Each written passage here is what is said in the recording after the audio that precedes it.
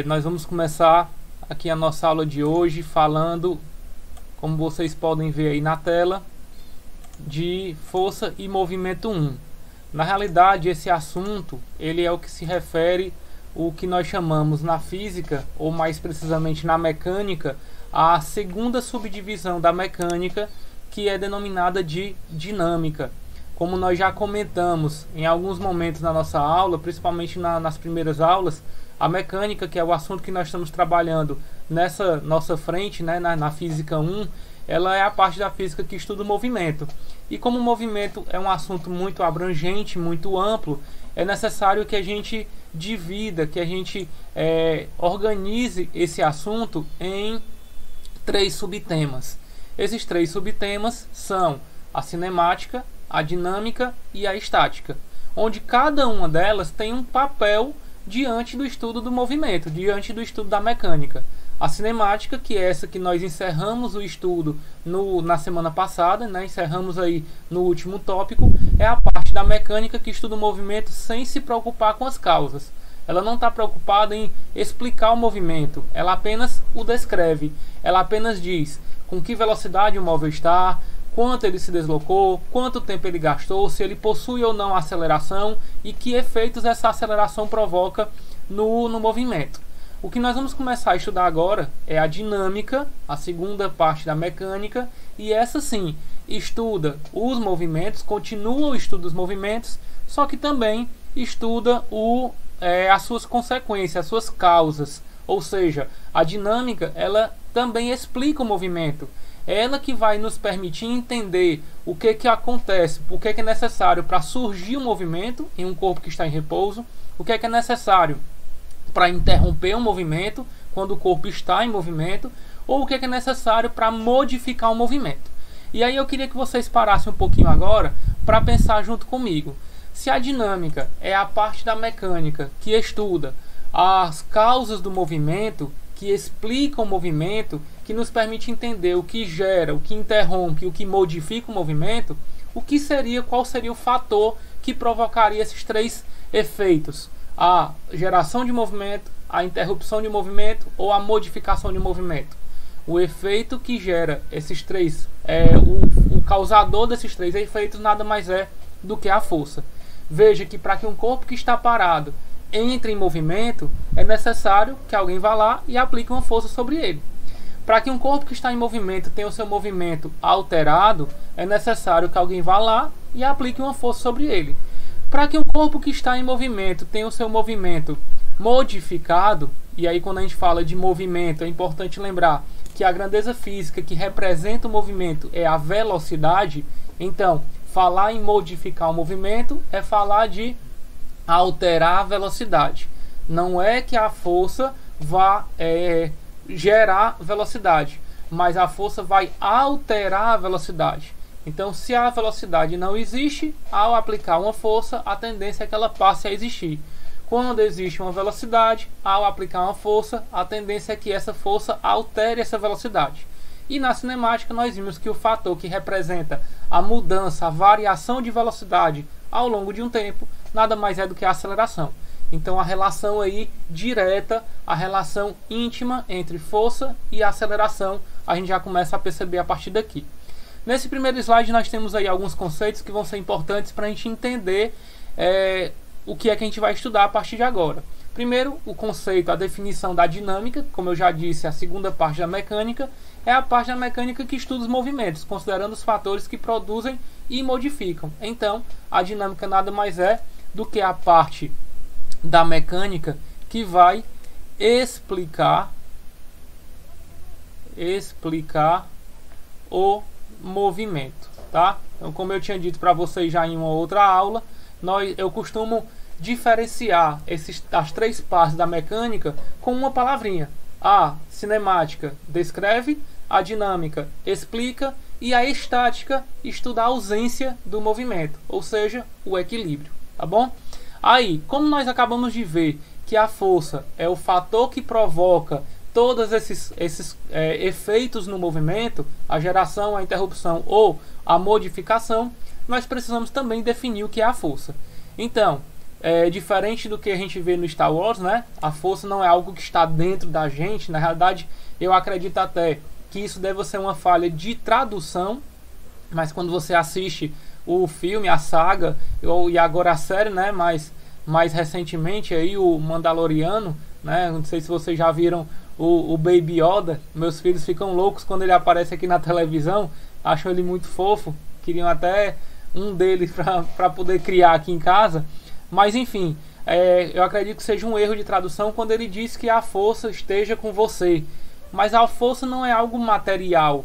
Talvez ele queira dizer algo mais espiritual, uma energia, os bons pensamentos, a sorte, tá? Então seja algo, a força que ele quer dizer aí é algo mais sentimental, digamos assim, algo mais abstrato, tá? Mas o que seria a força para a física? A força nada mais é do que uma grandeza vetorial. Então já começa o detalhe aí. Se é uma grandeza vetorial, todas as forças precisam ser representadas por meio de um vetor. Não tem como você representar a força que não seja por meio de um vetor. Então, força é uma grandeza vetorial que representa a interação entre dois corpos. E o que é que a gente chama de interação? É quando um corpo influencia no outro.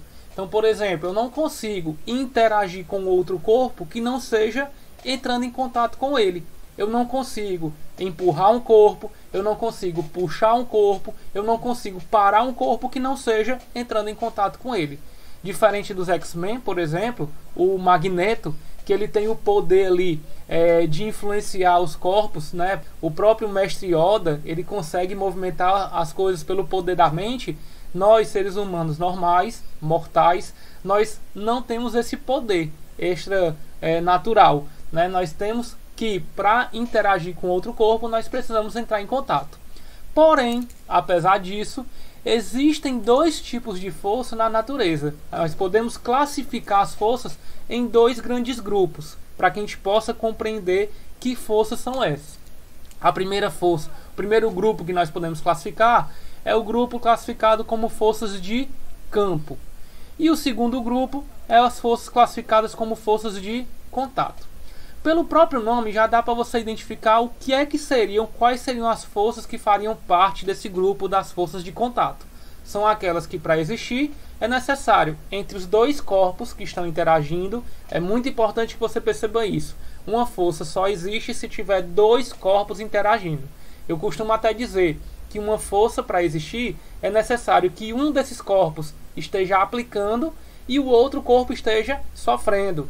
Então não existe uma força se não tiver alguém aplicando, e não existe uma força se não tiver alguém sofrendo. É necessário alguém aplicar e alguém sofrer a ação dessa força, tá bom? Então, as forças de contato são aquelas que quem aplica e quem sofre tem que entrar em contato entre si. Estão em contato entre si para que essa força surja, para que essa força exista. E as outras forças que não necessitam deste contato são classificadas como forças de campo. Vou dar um exemplo. Quando um paraquedista salta do avião, munido do seu paraquedas, nós percebemos que algo o puxa para baixo. Existe uma força puxando esse paraquedista para baixo. Na aula de hoje ainda, nós vamos ver que força é essa. Mas veja que quando ele salta do avião, antes de ele abrir o paraquedas, não tem nada em contato com ele, a não ser o ar, né? Mas o ar, ele não vai estar puxando o paraquedista para baixo. O máximo que o ar pode fazer é, quando ele inicia o seu movimento de queda, tentar resistir esse movimento, tentar segurar o paraquedista para que ele não caia. E aí nós chamamos essa força de resistência do ar. É uma força aplicada por alguns fluidos, como o ar, a água, mas é coisa para também a gente estudar mais para frente.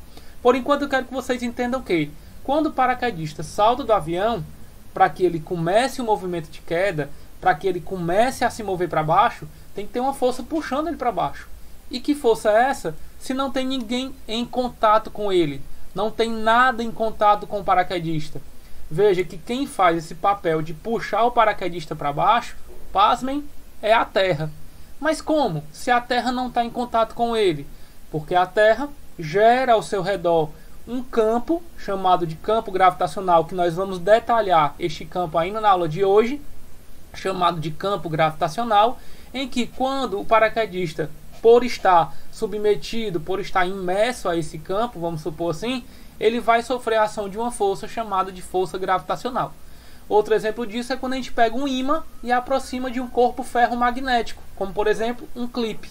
Se você pega um ímã e aproxima de um clipe, não precisa esse clipe estar em contato com o ímã para a gente perceber uma atração entre eles, para a gente perceber que esse ímã vai puxar o clipe. Mesmo antes de ele entrar em contato, ele já aplicava essa força, porque nós temos ali um campo magnético. E um outro exemplo é quando nós temos dois corpos eletricamente carregados, nós percebemos que esses corpos vão interagir.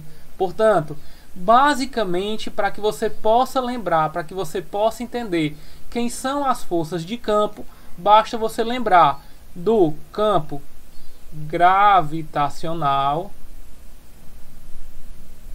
do campo elétrico e do campo magnético. Então, pessoal, basicamente na natureza existem esses três tipos de forças de campo. E quem são as forças de contato? São as demais. Mas, professor, por que é tão importante a gente saber qual é o grupo que a força que nós vamos estudar faz parte? Porque uma das primeiras providências que você tem que tomar na hora de resolver uma questão, afinal de contas, uma das nossas grandes preocupações ao estudar cada assunto da física é saber como resolver cada questão. Então vamos logo para a prática. Uma das primeiras coisas que nós precisamos fazer, uma das primeiras providências que nós temos que tomar para preparar a nossa questão para ser resolvida, questões que envolvem esse assunto, é representar as forças que atuam naquele corpo. E para eu representar essas forças, eu tenho que identificar quem são essas forças. Eu preciso saber se força tal está atuando ou não, se a força fulano está atuando ou não. E uma das formas mais fáceis de você fazer essa identificação é saber que na natureza existem dois tipos de força, campo e contato. Se você não tem ali um corpo sofrendo ação de um campo gravitacional, se você não tem um corpo sofrendo ação de um campo elétrico, se você não tem um corpo sofrendo ação de um campo magnético, então ele só vai estar sofrendo ação de alguma força se ele estiver em contato com alguém, se alguém estiver interagindo com ele por meio de um contato. E aí eu vou dar um exemplo de uma questão bem simplesinha para vocês entenderem onde é que eu estou querendo chegar. Vamos supor que dois colegas, no momento de um intervalo das aulas presenciais, se encontram numa quadra poliesportiva. Tem lá uma tabela de basquete, um dos colegas está sentado na arquibancada, enquanto o outro está praticando arremessos livres. Enquanto esse colega está praticando os arremessos livres, na hora que ele executa um de seus arremessos, o colega que está sentado na arquibancada resolveu registrar esse momento do arremesso. E aí pegou seu celular e fotografou um dos arremessos executados por esse colega. E aí ele registrou o exato momento em que a bola se encontrava nesta posição. Aí a pergunta é: como é que você faria? Qual dos itens, qual das alternativas, vamos supor que essa questão seja uma questão de múltipla escolha, então é uma questão de alternativas, qual dessas alternativas melhor representaria o conjunto de forças através dos vetores que estão atuando na bola no momento da fotografia? Aí vamos lá, tem lá a alternativa A com um vetor indicando essa direção e esse sentido, alternativa A. A alternativa B tem um vetor indicando essa direção e esse sentido, e um outro vetor indicando essa direção e esse sentido.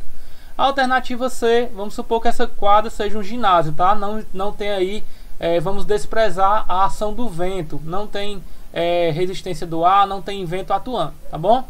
A alternativa C indica que não tem nenhuma força atuando, e a alternativa D indica que tem uma força atuando, vamos supor, para cima, e uma força atuando para cá. Eu esqueci mais uma alternativa.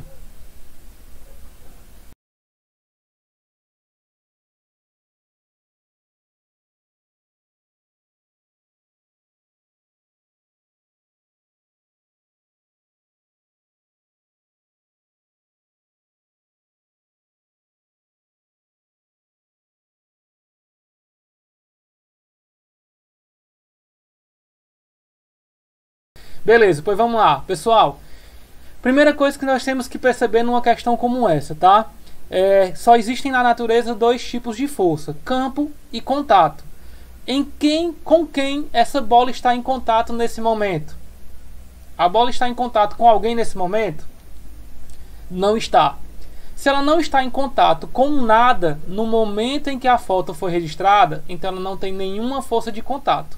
Restando então apenas 3 possíveis forças para estarem atuando nesta bola nesse momento: a força gravitacional, a força elétrica e a força magnética. Pergunta: mesmo que tivesse um imenso ímã aqui, nós teríamos essa bola sofrendo influência magnética por esse ímã? Não. Por quê? Porque esta bola não é um corpo ferromagnético. Segundo, mesmo que nós tivéssemos aqui um corpo carregado eletricamente, esta bola, ela sofreria grande influência elétrica por este corpo? Não, porque a influência elétrica é uma influência muito fraca, é muito de pouca intensidade. Então, por mais que ela estivesse sofrendo ali a ação de alguma força, nós não teríamos essa bola sofrendo modificação do seu movimento. E assim mesmo, não foi mencionado na questão nenhum corpo carregado nessas proximidades. Então só restou o campo gravitacional, que, como nós sabemos, ele é provocado pela Terra, puxando os corpos para baixo.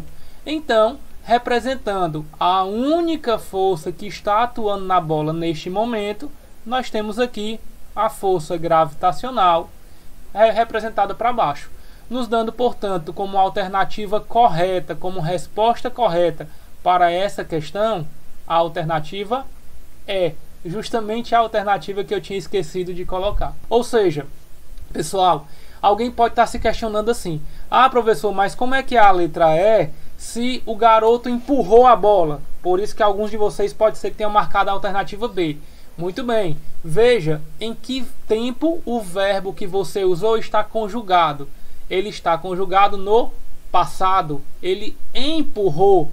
Enquanto o garoto estava com a bola em contato com a sua mão, havia a força aplicada por ele.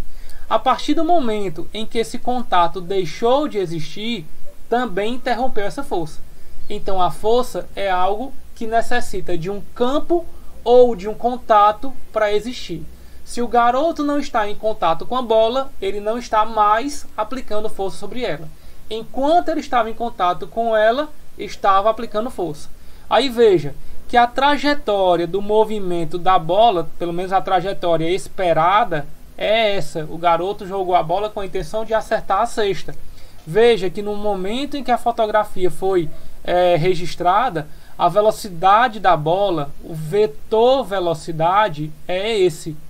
E como nós temos o vetor força atuando numa direção diferente da velocidade, nós podemos decompor esta força encontrando uma componente perpendicular à velocidade e uma componente na direção da velocidade, só que contrária. Lembre-se que nós já fazíamos isso com a aceleração nos movimentos curvilíneos, observando assim que se tem uma força perpendicular à velocidade, essa força está mudando a direção da velocidade, é ela que está fazendo com que a bola execute essa curva. Se tem uma componente contrária à velocidade, essa componente está desacelerando, está freando, está segurando a bola, fazendo com que ela reduza a sua velocidade, tá? Então, apenas a ação desta força peso, desta força gravitacional sobre a bola que está nesse momento com esse vetor velocidade seria a resposta correta. Veja que a questão não pediu para representar todos os vetores que podem ser representados por essa situação, mas apenas o vetor força. Então a única força que está atuando é a força que aponta para baixo. Ok? Beleza? Vamos seguir em diante então. Vamos lá. Sabendo disso então, nós vamos ver agora aqui algumas propriedades para que a gente possa começar a estudar a influência dessa força no movimento. A primeira dessas propriedades é a propriedade da força resultante, que não é nenhuma novidade, mas eu faço questão aqui de deixar registrado para que a gente não esqueça e para que a gente não confunda. Como nós já vimos quando estudou vetores, a expressão resultante significa soma. Então, quando nós falamos de força resultante, significa toda a força que vai estar representando o conjunto de forças que está atuando sobre aquele corpo. Ou seja, a força resultante representada desta forma, nada mais é do que todas as forças que estão atuando sobre o corpo analisado, somadas. Força 1, mais a força 2, mais a força 3, até a enésima força, tá? Então, se você tiver N forças atuando sobre o corpo, você representa todas essas forças e soma. Mas cuidado, como eu já mencionei hoje, a força é uma grandeza vetorial. Então, quando a gente fala de soma de vetores, nós não estamos falando simplesmente de uma soma algébrica. É necessário efetuar a soma de vetores. Então, vamos lembrar um pouco. Se você tiver nesse conjunto de forças, algumas que estejam na mesma direção e no mesmo sentido, aí sim, para essas, você vai simplesmente somar algebricamente as suas intensidades. Mas se nesse conjunto de forças você tiver algumas que estão na mesma direção e sentidos contrários, você vai, para achar a resultante entre elas, subtrair a maior menos a menor. E se você tiver entre elas algumas que são perpendiculares entre si, você vai aplicar o teorema de Pitágoras. Beleza? Feito tudo isso, quando você puder substituir todas essas forças por uma única que faça o mesmo efeito desse conjunto, você encontrou ali a força resultante, tá bom? Outra coisa que nós também temos que salientar como propriedade da dinâmica é a propriedade do equilíbrio. O que é que essa propriedade diz? O equilíbrio, muitas vezes no dia a dia, no nosso cotidiano, nós relacionamos a situação em que o corpo se encontra parado, imóvel. Não está errado, mas está incompleto. Porque fisicamente o corpo está parado e permanecer parado, ele está equilibrado. Mas também existem outras situações que para a física são consideradas como equilíbrio. Para salientar, só para destacar, nós estamos falando de equilíbrio mecânico, porque dentro da física também tem o equilíbrio térmico, equilíbrio eletrostático e assim por diante. Nós estamos falando de equilíbrio mecânico. Então, por definição, equilíbrio para a física é sempre quando sobre um corpo a força resultante que está atuando sobre ele é nula. Veja que eu não estou dizendo que um corpo está em equilíbrio quando não sofre a ação de forças. Ele pode sofrer a ação de forças, desde que a resultante dessas forças seja nula. Então, a única possibilidade de um corpo estar equilibrado é quando todas as forças que atuam sobre esse corpo em conjunto resultam num vetor nulo. Exemplo, qual é a possibilidade de duas forças estarem atuando sobre o corpo e ele está em equilíbrio? Ora, se para duas forças estarem atuando sobre um corpo, ele precisa estar em equilíbrio, para que ele esteja em equilíbrio, é necessário que a soma dessas duas forças, F1 mais F2, isso seja igual a um vetor nulo. Se você fizer como nas equações, isolar uma dessas forças passando a outra para o outro membro, você vai ver que para que isso aconteça, F1 tem que ser igual a menos F2. E aí eu pergunto, o que é que significa essa expressão? F1 igual a menos F2.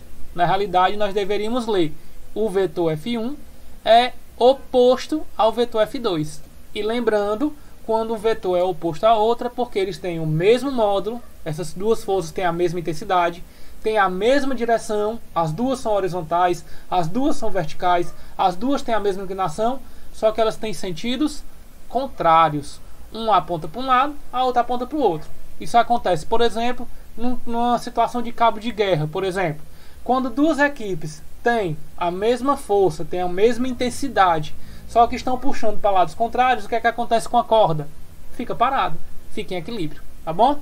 Aí, sabendo que, por definição, equilíbrio para a física é quando a resultante das forças é nula, isso faz surgir duas situações de equilíbrio. São o equilíbrio estático e o equilíbrio dinâmico. O equilíbrio estático é o mais conhecido, que é quando, nesta situação, o corpo se encontra parado. É por isso que ele é chamado de estático, tá bom?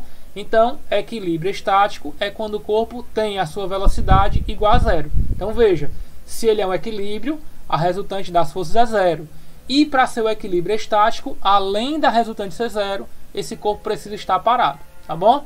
Então, se não tem uma resultante atuando sobre ele, o corpo está parado, vai permanecer parado, porque quem altera a velocidade, quem altera o movimento é o conjunto de forças que atuam sobre o corpo. Se esse conjunto de forças é zero, então a velocidade não vai ser alterada, vai permanecer zero. Já o equilíbrio dinâmico é quando o corpo está em dinamismo, está em movimento, porém essa velocidade é constante. Beleza? Ah, professor, quer dizer então que é possível um corpo estar em equilíbrio e estar em movimento? Sim, desde que sua velocidade seja constante. De novo, o papel da força na dinâmica é alterar o movimento. Se a definição de equilíbrio é dada quando a resultante das forças é nula, isso a única coisa que significa dizer é que não haverá mudança do movimento. O corpo que está com aquele movimento, com aquela velocidade, vai permanecer com aquela velocidade.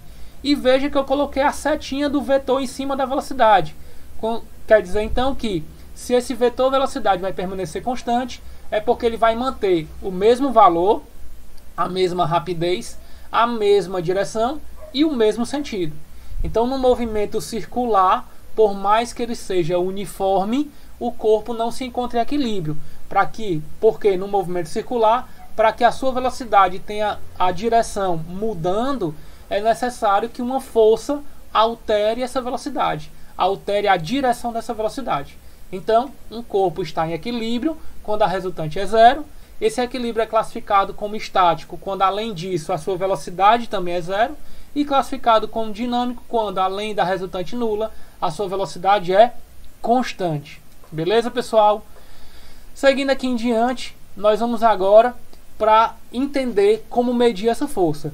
Basicamente, o instrumento que nós utilizamos para medir forças, principalmente em laboratório, é o instrumento chamado de dinamômetro.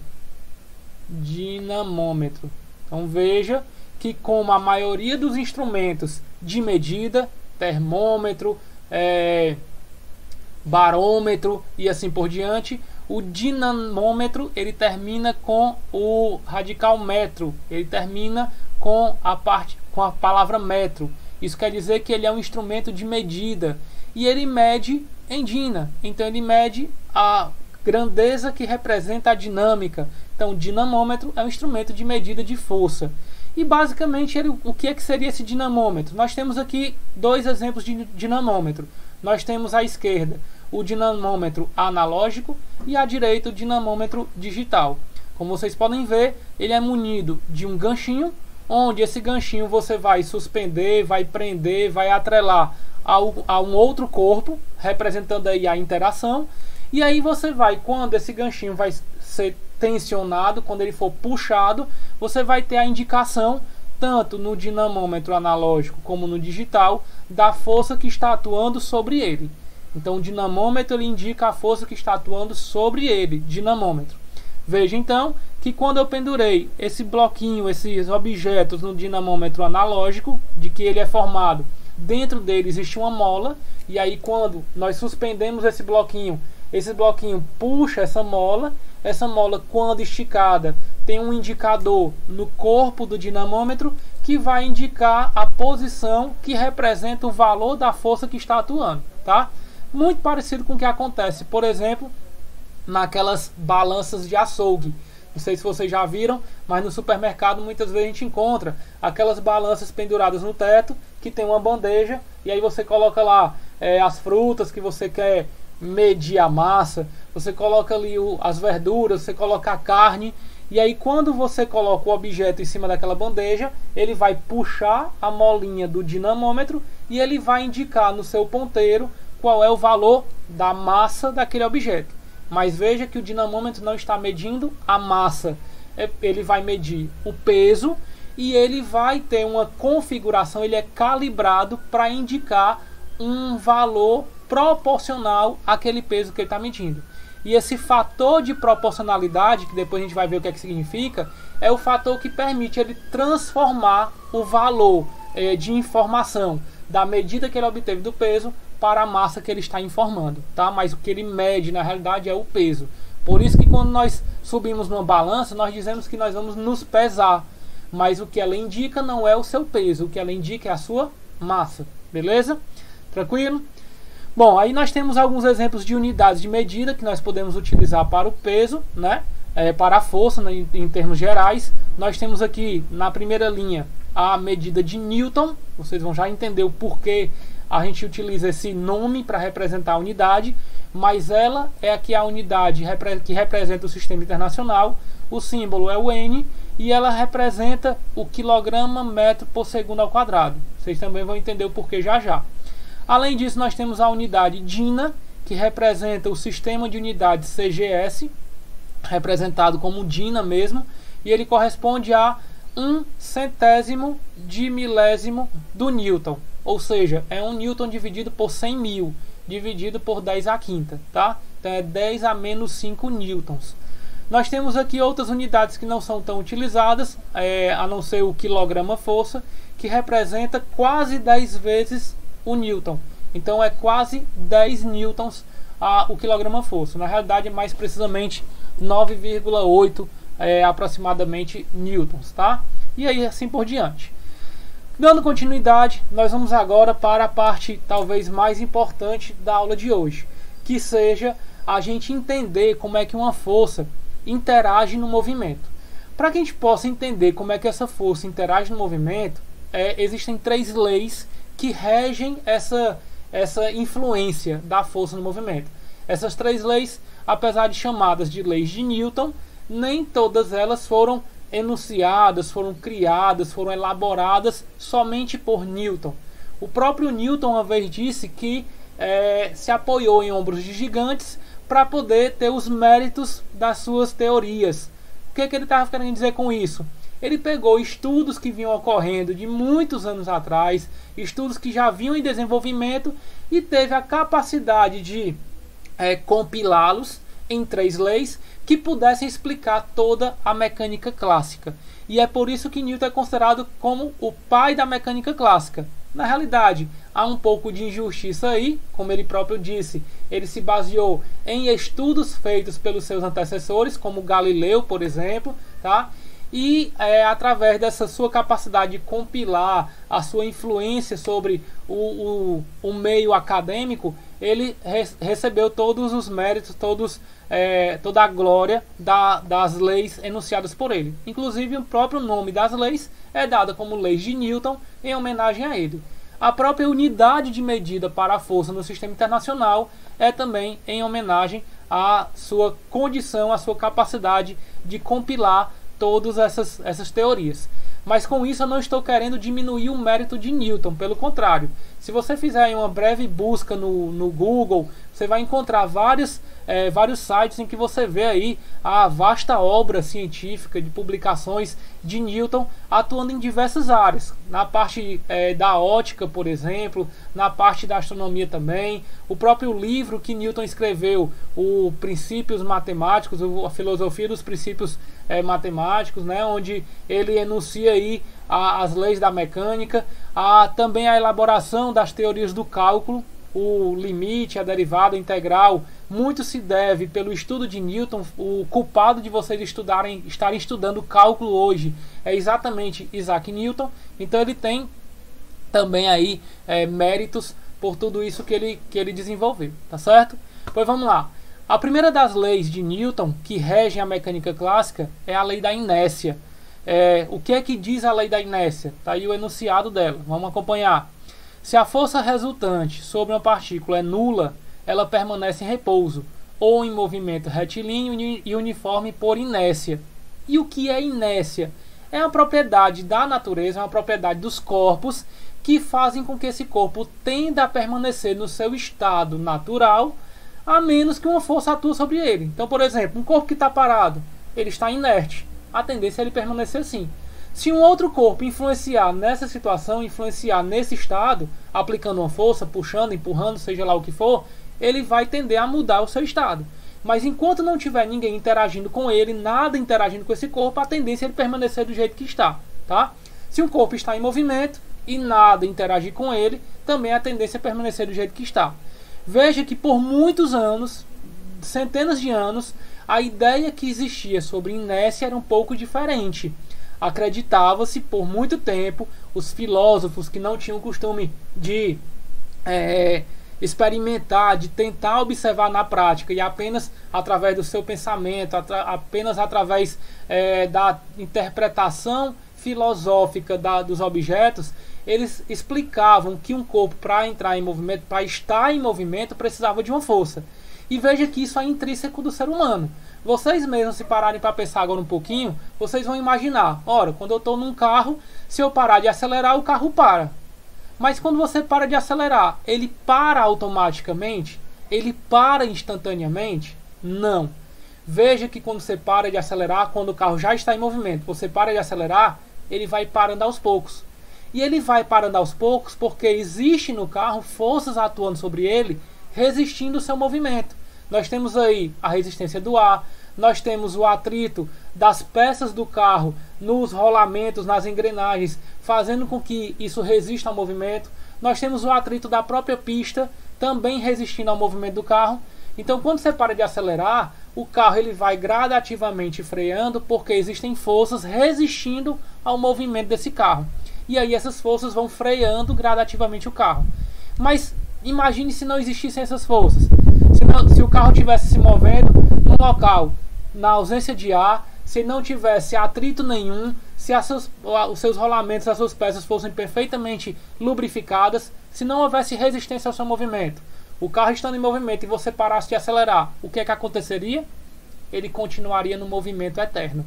Então a força ela não está relacionada à velocidade, a força está relacionada à mudança da velocidade. E essa mudança da velocidade é provocada pela aceleração. E é isso que nós vamos ver na próxima lei de Newton.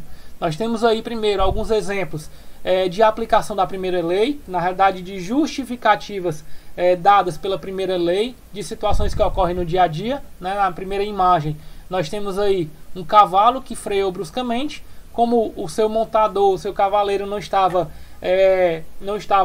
completamente seguro, não estava atento, ele acabou, como estava em movimento, continuando em movimento. A mesma coisa acontece quando você está num ônibus, a mesma coisa acontece quando você está num carro. Se o motorista freia bruscamente quando o veículo está em movimento, a tendência é que todos os passageiros tendem a continuar em movimento. E é por isso a necessidade do uso do cinto de segurança.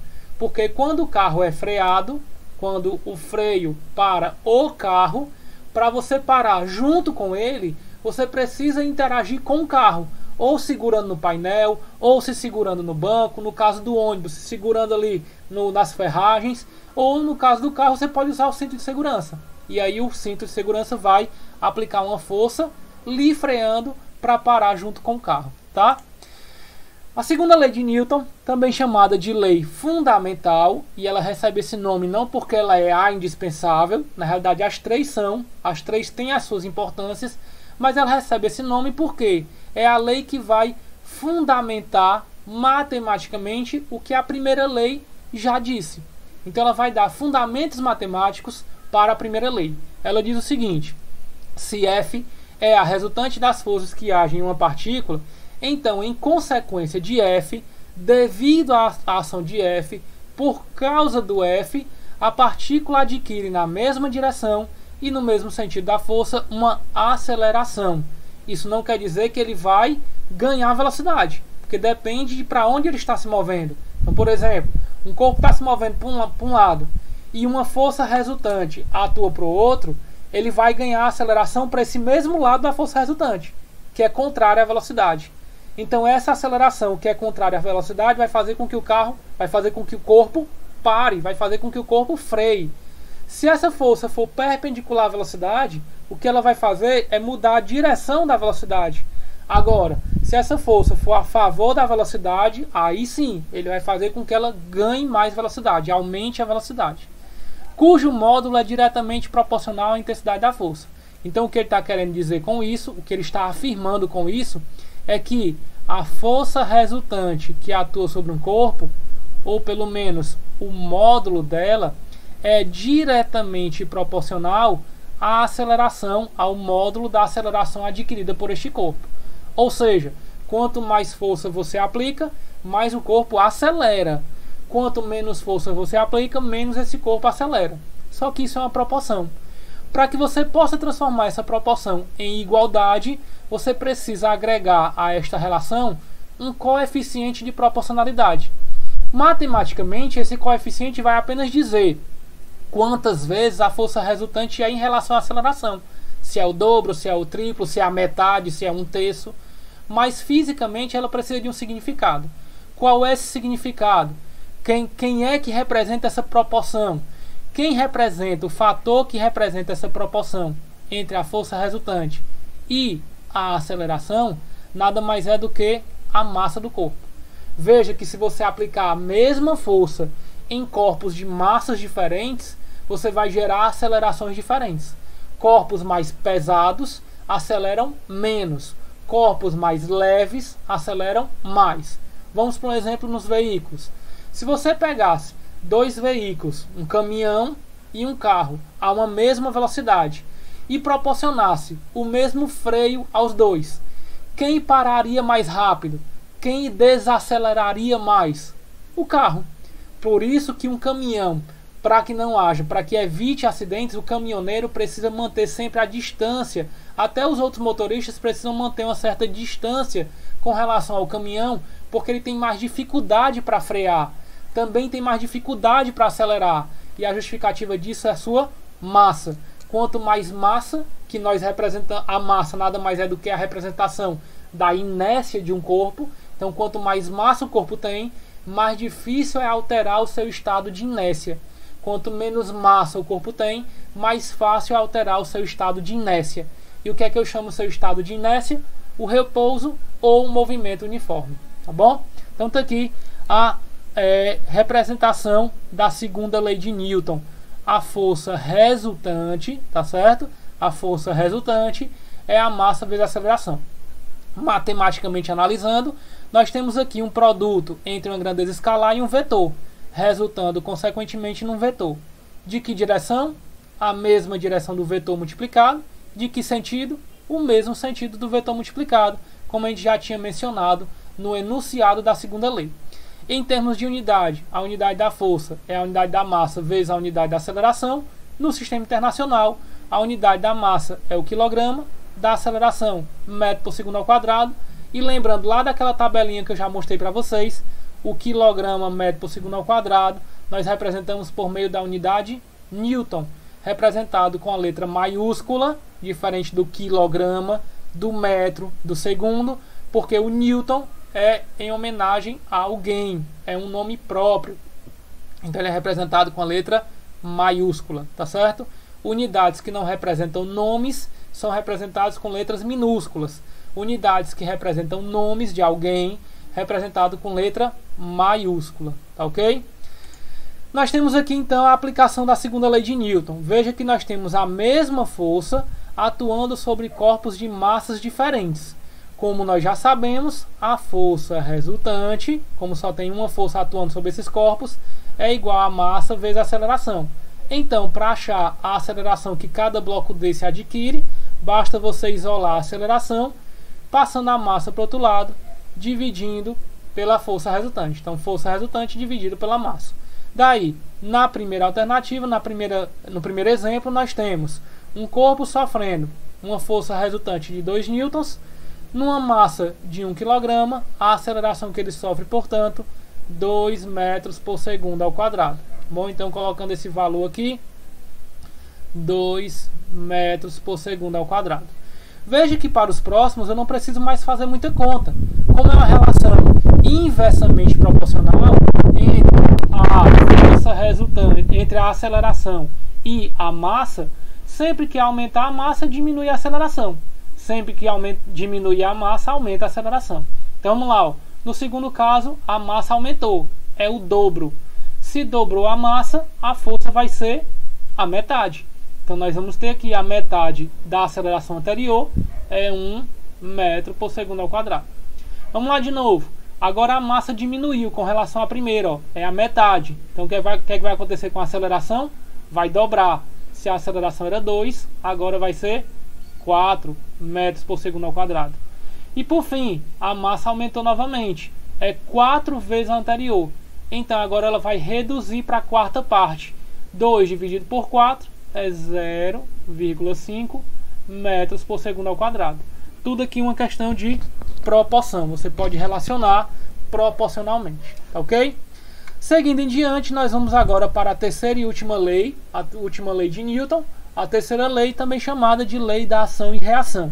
Ela diz o seguinte: a toda ação corresponde uma reação, de modo que essas forças têm mesma intensidade. Então, pessoal, vou destacar aqui, ó, tem mesma intensidade,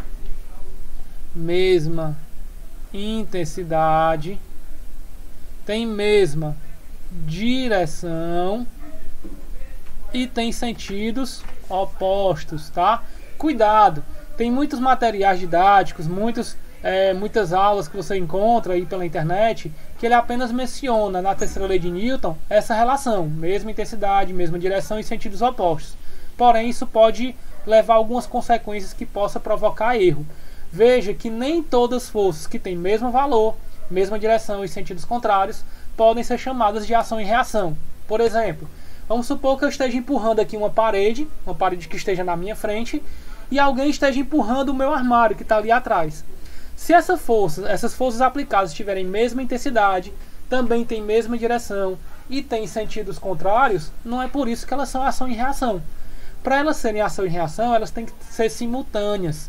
Elas têm que estar atuando nos mesmos corpos que interagem, onde a ação ela vai estar aplicada por um corpo e é sofrida pelo outro. A reação vai inverter os papéis. Então é muito importante que você identifique na ação quem aplica e quem sofre, para saber que a reação é só inverter. Quem sofreu a ação, aplica a reação. Quem aplicou a ação, sofre a reação. E assim você consegue identificar facilmente quem é ação e reação. Vamos lá, por exemplo. Lembra da história lá da bola de basquete, do exemplo do garoto que arremessou na cesta? Nós tínhamos apenas a força gravitacional, aplicada por quem? Pela Terra. A Terra estava puxando a bola para baixo. Quem seria a reação a essa força? Seria a bola puxando a Terra para cima. Professor, quer dizer que a bola puxa a Terra para cima? Puxa. Por que a gente não vê a Terra subindo? A explicação é fácil. Basta você olhar para a segunda lei. Lembra da massa, que influencia inversamente na aceleração? Veja a comparação da massa da bola com a massa da Terra. A massa da bola é infinitamente menor do que a massa da Terra. Então a aceleração que a Terra vai sofrer é infinitamente menor do que a bola. Tão infinitamente menor que a gente nem percebe. Além disso, a Terra não está sofrendo só a força da bola. Tem outras forças atuando sobre ela, que muito provavelmente mantêm a Terra em um certo equilíbrio dinâmico quando a gente analisa um curto intervalo de tempo. Depois a gente entende mais um pouco sobre isso, tá bom?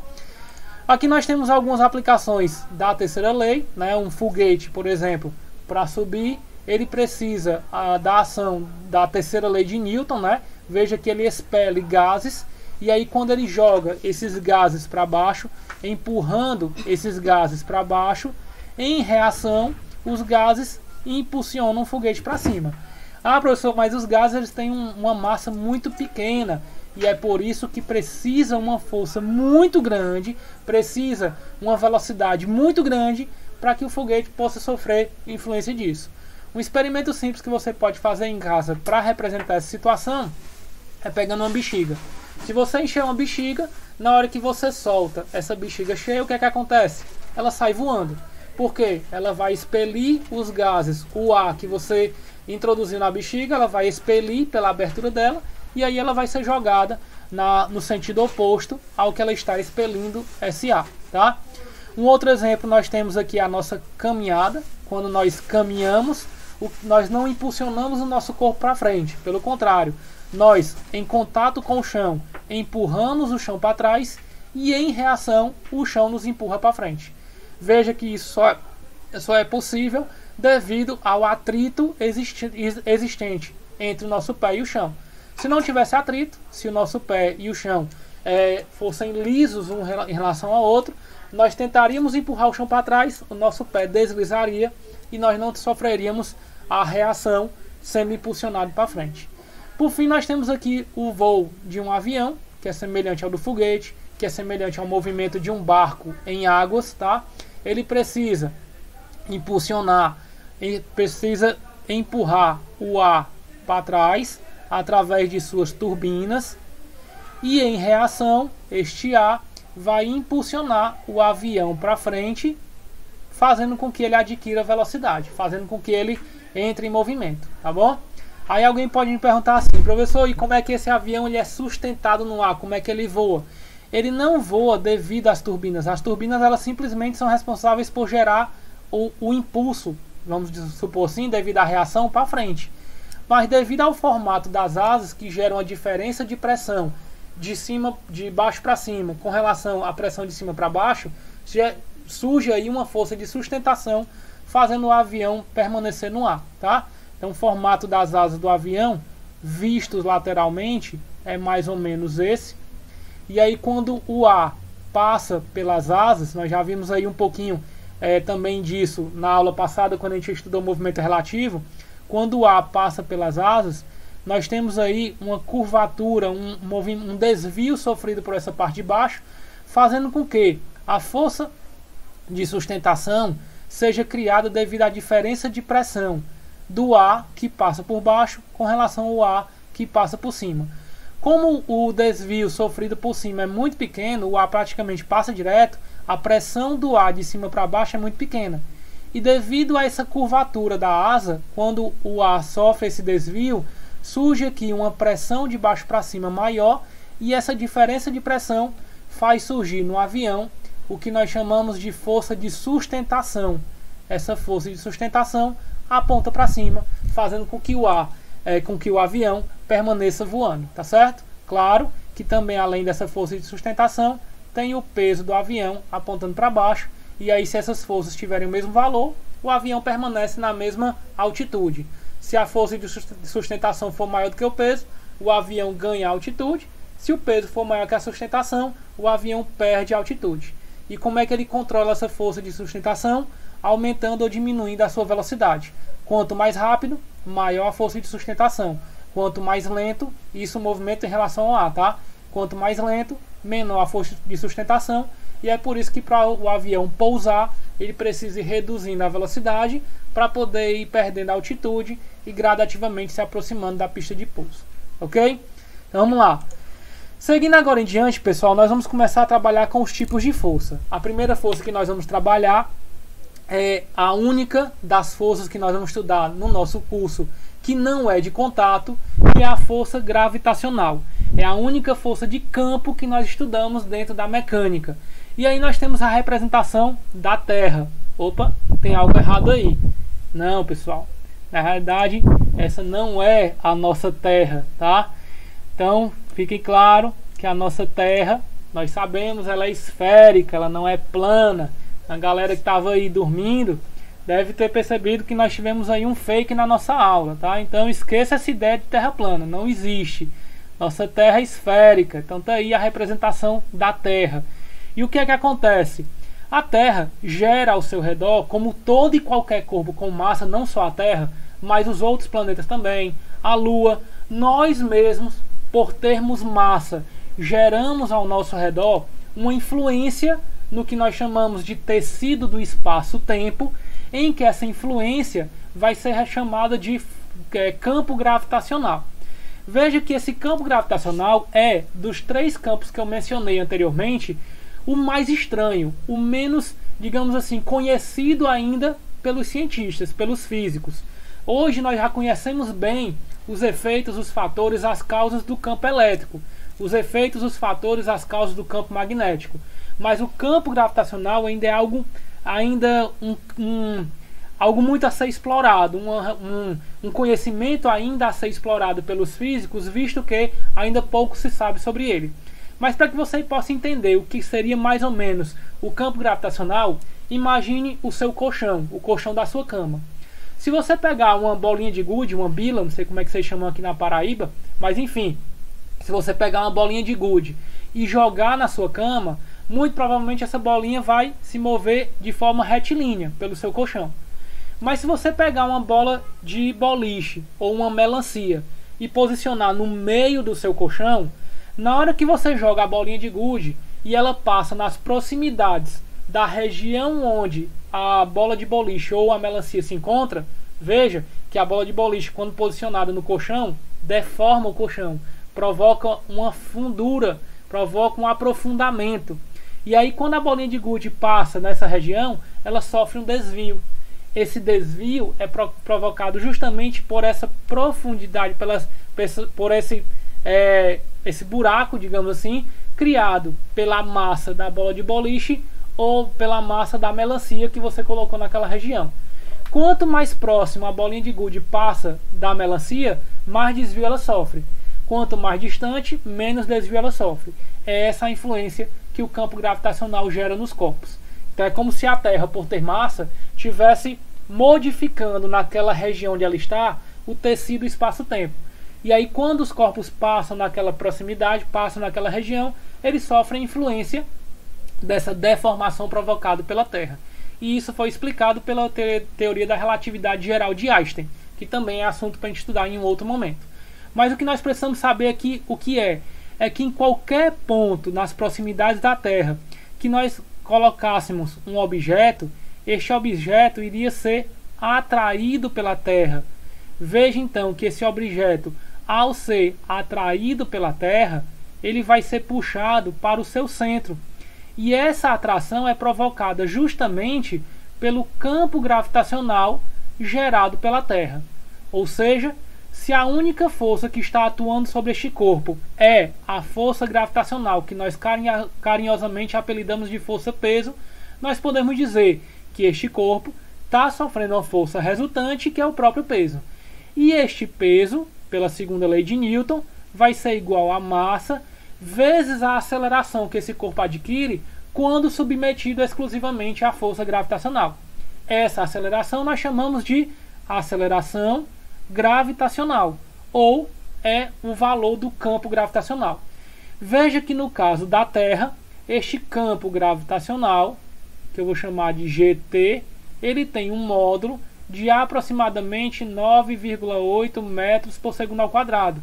Esse valor já é uma aproximação, mas para efeito de cálculos, muitas questões, não são todas, muitas questões nos permitem utilizar esse valor como 10 metros por segundo ao quadrado.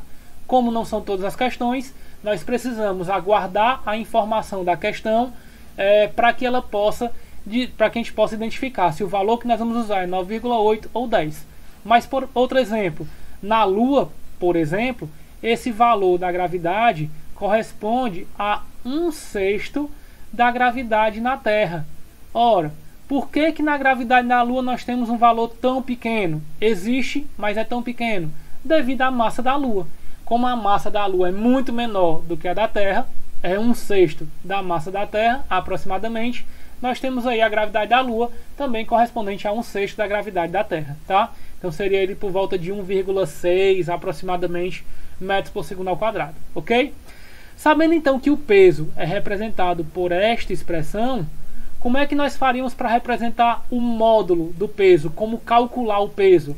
O módulo do peso é obtido, portanto, pela massa do corpo vezes o módulo da gravidade do local onde ele se encontra. Veja então que peso e massa não são a mesma coisa. Massa é uma característica, uma propriedade do corpo. Peso é uma força sofrida por ele quando submetido a um campo gravitacional.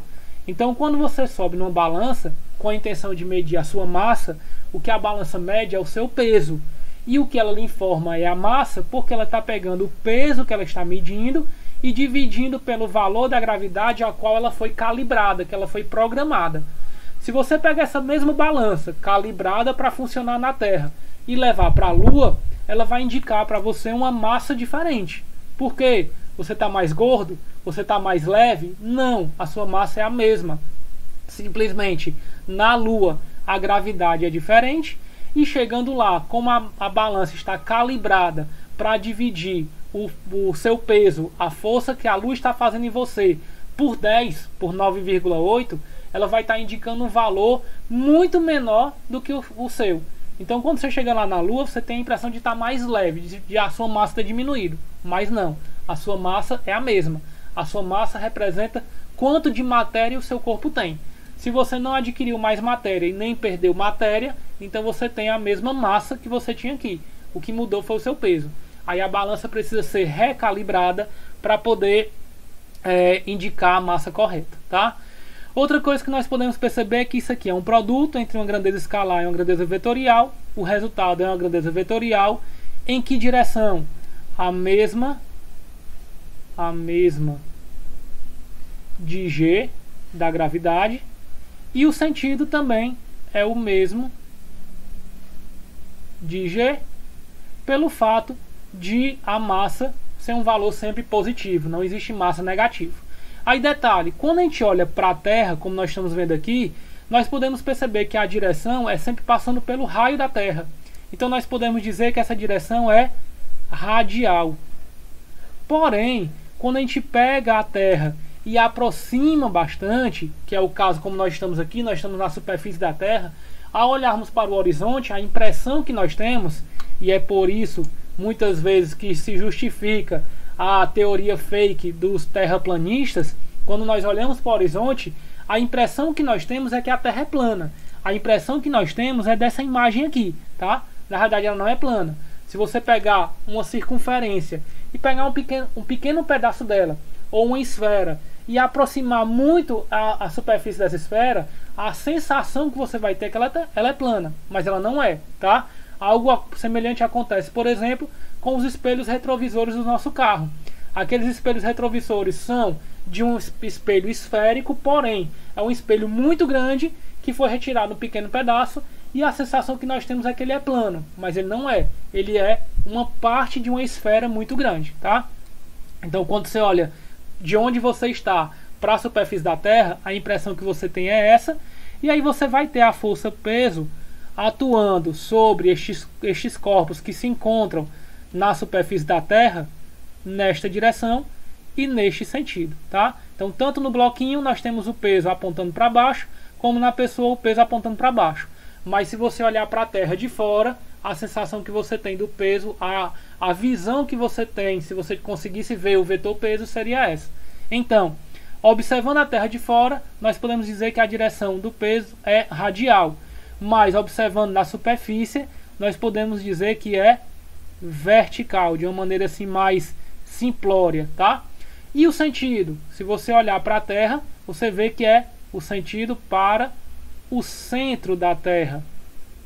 Mas quando você tenta simplificar, olhando para a superfície, você pode simplificar dizendo que é para baixo, tá? Uma coisa não contradiz a outra. Vai depender do referencial, vai depender de que visão você está tendo. Se você está observando a Terra de fora, lá da Lua, você tem essas primeiras representações. Mas se você observa a Terra da sua superfície, como ela é uma esfera muito grande, você tem essa representação dos vetores verticais e para baixo, sempre para a força-peso, ok? Seguindo em diante, nós vamos para a segunda força que nós vamos estudar nesse curso, que é a força normal.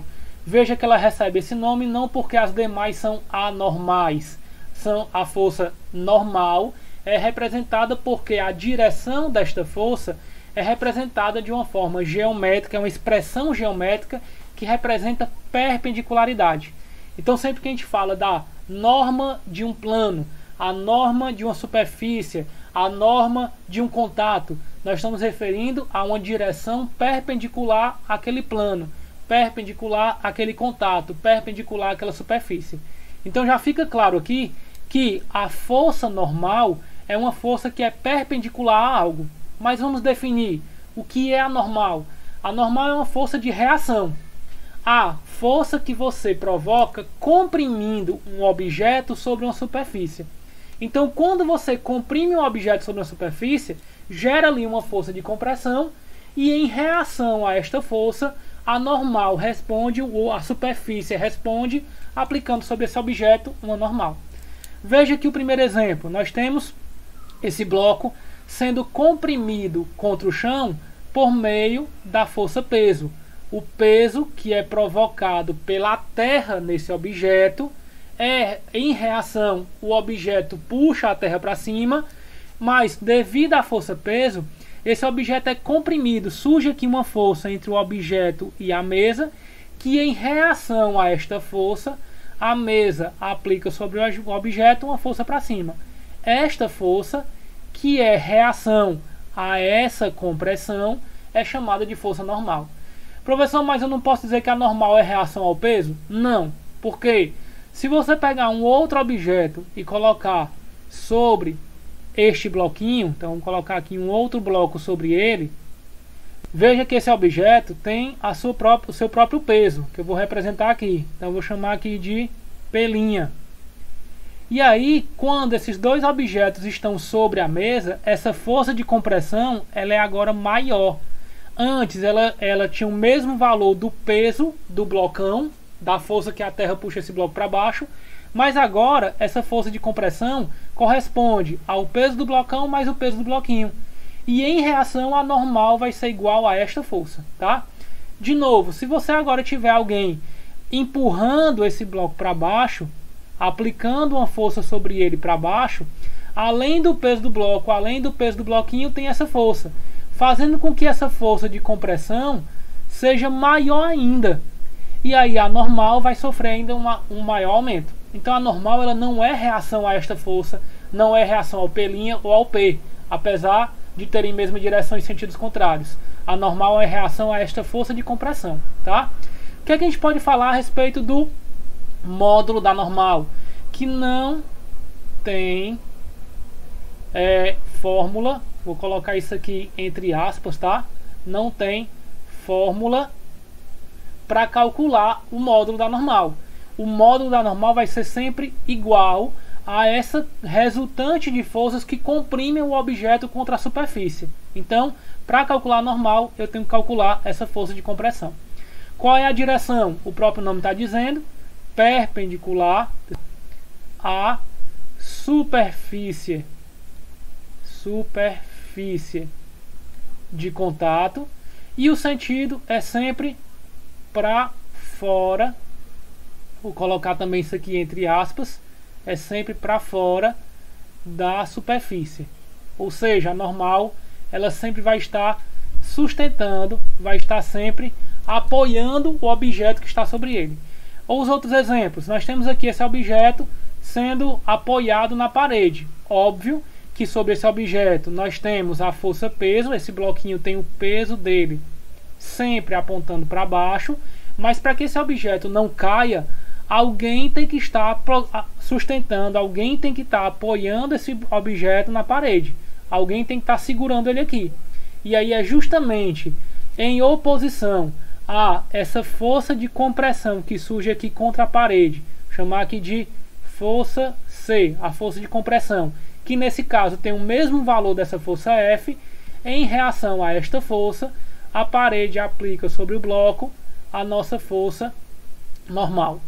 Nesse terceiro e último caso, nós temos aqui a força peso, que apesar de estar no plano inclinado, a força peso sempre aponta para baixo, mas como ela está inclinada com relação ao plano, nós podemos decompor esta força peso, encontrando uma componente perpendicular à superfície, que eu vou chamar de PY, e uma componente paralela à superfície, que eu vou chamar de PX.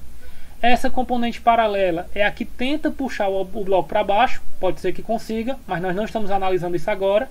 E essa componente perpendicular é quem comprime o objeto contra a superfície.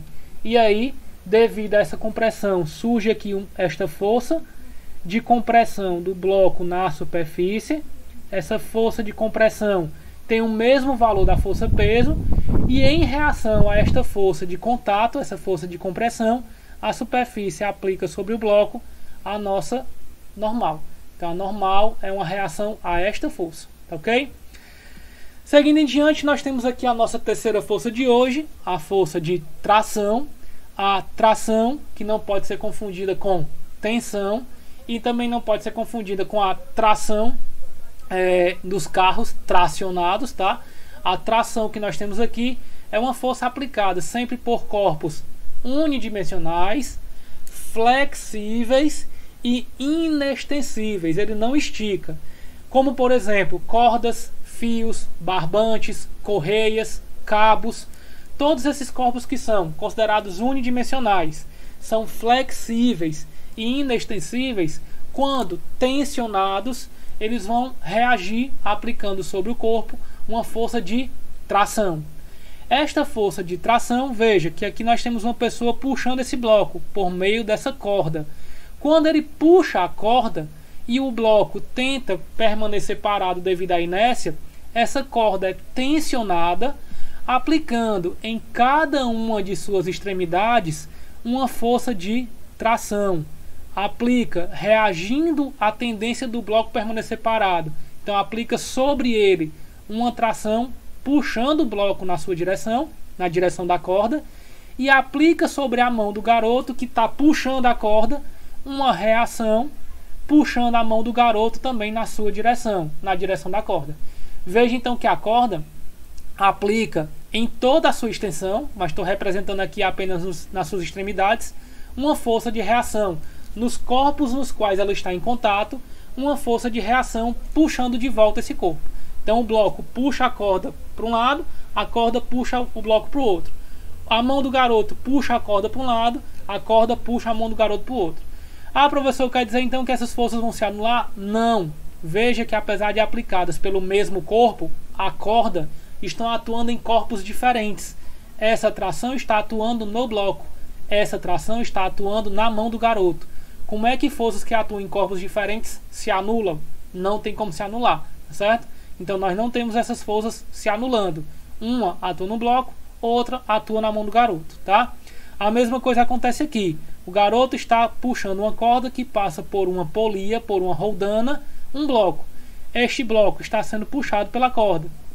Então, tem aqui a corda aplicando no bloco uma tração para cá.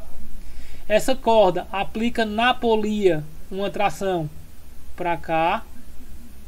Também aplica nessa mesma polia uma tração para cá. E aplica na mão do garoto uma tração para cá, tá? Então veja que nós temos aí por toda a extensão da corda o mesmo valor de tração, só que a direção e o sentido vai depender de em quem ela está aplicando essa força. Aí vamos lá para as características vetoriais dessa força. Módulo também não tem fórmula, entre aspas, para calcular. A tração ela vai ser uma reação da força aplicada pelo corpo na corda, então vai depender de quem está aplicando essa força, de quanta essa força, não tem uma fórmula própria. A direção é igual a corda, vou chamar de corda, mas entenda que pode ser um fio, um barbante, uma correia, um cabo, tá?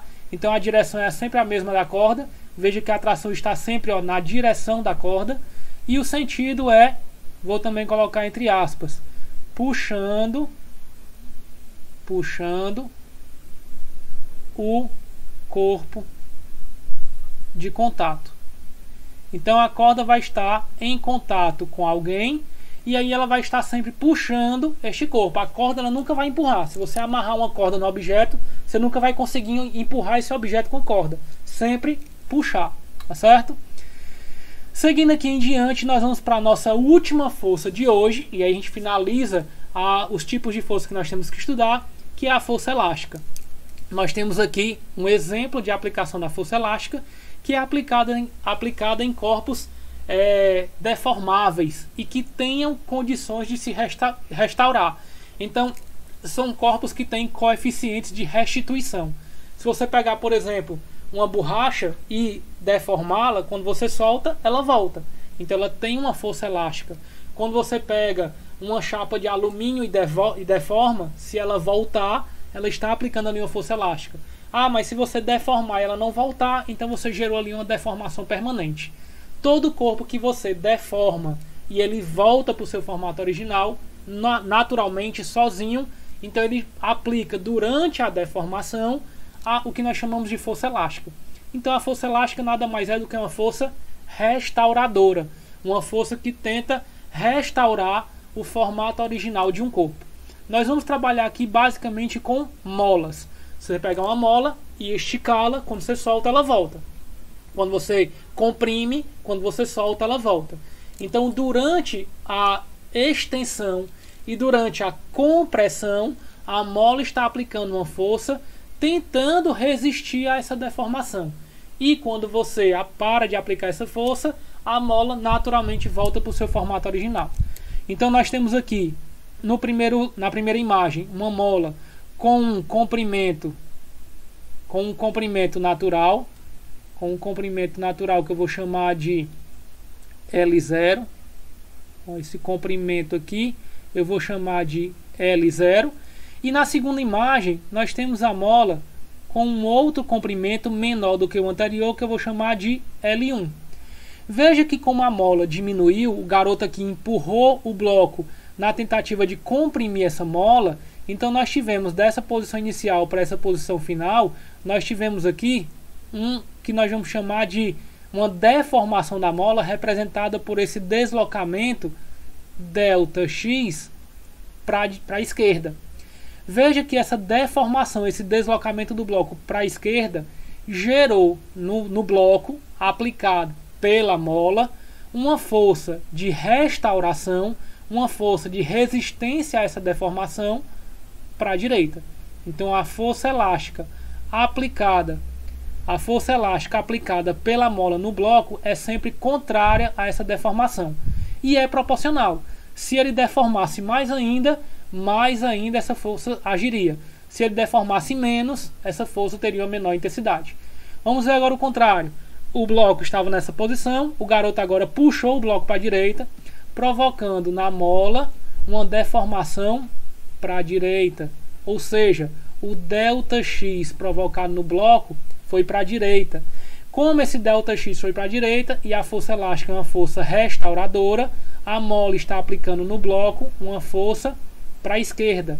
Está aqui a nossa força elástica, na tentativa de resistir a essa deformação. Veja então que nós podemos concluir que essa força elástica, ela tem uma intensidade proporcional a esta deformação. Quanto mais a mola deforma, quanto mais ela comprime ou ela estica, maior vai ser o valor da força elástica. Para transformar essa proporção em uma igualdade, nós precisamos de um coeficiente de proporcionalidade. Esse coeficiente, matematicamente, só relaciona aí a proporção, o dobro, o triplo, o terço, mas fisicamente ele precisa de um significado. Então, essa relação entre a força elástica e a deformação, esse ΔX, lembrando, ele é a posição final, é o comprimento final da mola menos o comprimento inicial. Então você pegaria esse comprimento e subtraria esse para calcular o ΔX no primeiro caso. No segundo caso, você pegaria esse comprimento final, que eu vou chamar de L2, e subtrairia o comprimento inicial para obter o ΔX no segundo caso, ok? Então, para eu saber de quanto é esse ΔX, eu faço a diferença dos comprimentos da mola, final menos inicial. Como essa relação é proporcional, eu preciso de um coeficiente de proporcionalidade, e esse coeficiente eu vou representar pela letra K. O que é que esse K representa? Esse K nós vamos chamar de constante elástica da mola. Essa constante elástica, ela indica algumas características da mola, como por exemplo, o comprimento dela, a espessura dela, o material de que ela é feito. Mas basicamente, para vocês entenderem, a constante elástica, ela representa essa proporção. Quanto mais resistente a mola for, maior vai ser o K e mais difícil vai ser ela deformar. Então você precisaria de muita força para provocar uma deformação. Quanto menos resistente for a mola, menor é o K, menor vai ser a força necessária para deformar essa mola, ok? Aí, como nós temos aqui uma relação entre grandezas, entre valores, nós temos como calcular o módulo da força elástica. Então, o módulo da força elástica é obtido pelo valor da constante elástica, que é fornecido pela questão, vezes o valor da deformação provocada na mola, tá? Detalhe, como a força elástica é contrária ao ΔX, nós precisamos agregar aqui um sinal negativo para indicar essa oposição. A força elástica, o vetor força elástica é oposto ao vetor deformação, tá? Aqui nós estamos trabalhando com o módulo. A direção é a mesma de ΔX. Então, se você deformou a mola horizontalmente, a força vai ser horizontal. Se você deformou a mola verticalmente, a força vai ser vertical. E o sentido é oposto ao ΔX representada exatamente pelo sinal negativo, tá bom? Então tá aí as características da força elástica. Aí, pessoal, para a gente encerrar, nós temos aqui como presente para vocês uma tabelinha que resume todas essas características que vocês precisam saber das forças que nós já estudamos. São basicamente 5 forças que nós vamos estudar no curso de mecânica nesse semestre. Dessas 5 forças nós já estudamos 4. A 5ª força vai ser vista no próximo capítulo, na próxima aula. Então o que você precisa para representar essas forças? Responder 3 perguntas para cada uma delas. Quando é que ela atua? Como ela atua? E quanto ela vale? Se você souber responder essas 3 perguntas de cada força, é o método quando, como e quanto, você consegue resolver as questões que envolvem as leis de Newton, tá bom?